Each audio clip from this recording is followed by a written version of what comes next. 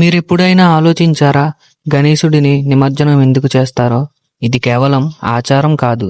దీని వెనక ఒక అద్భుతమైన పురాణ కథ ఉంది.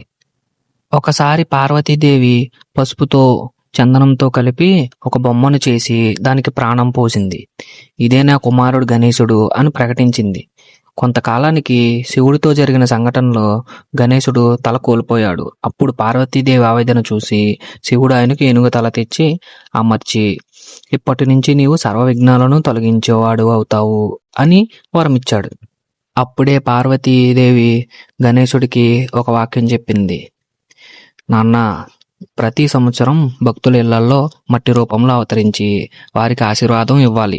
కానీ 10 రోజుల తర్వాత తిరిగి నా వద్దకు రావాలి. భక్తులు నిన్ను నీళ్లలో కలిపితే ఆ జల రూపంలో నువ్వు నా దగ్గరకు చేరతావు. అందుకే భక్తులారా, గణేశుణ్ణి మట్టితో తయారు చేసి పూజిస్తాం. తర్వాత నీటిలో విసర్జన చేసి ఆయనను తిరిగి కైలాసానికి పంపుతాం. ఇది మనకు గొప్ప బోధ ఇస్తుంది. మన శరీరం కూడా మట్టి నుండి పుట్టింది, మళ్ళీ మట్టిలోనే కలిసిపోతుంది. దేవుడు మాత్రమే శాశ్వతం.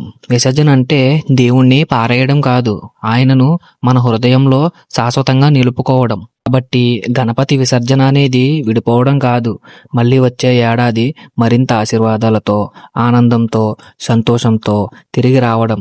వినాయకుడు ఎప్పటికీ మనతోనే ఉంటాడు, మన హృదయంలో, మన ఆత్మలోనే ఉంటాడు. ఇలాంటి మరిన్ని పురాణ కథలను తెలుసుకోవడానికి మన ఛానల్ను లైక్ చేసి సబ్స్క్రైబ్ చేసుకోండి.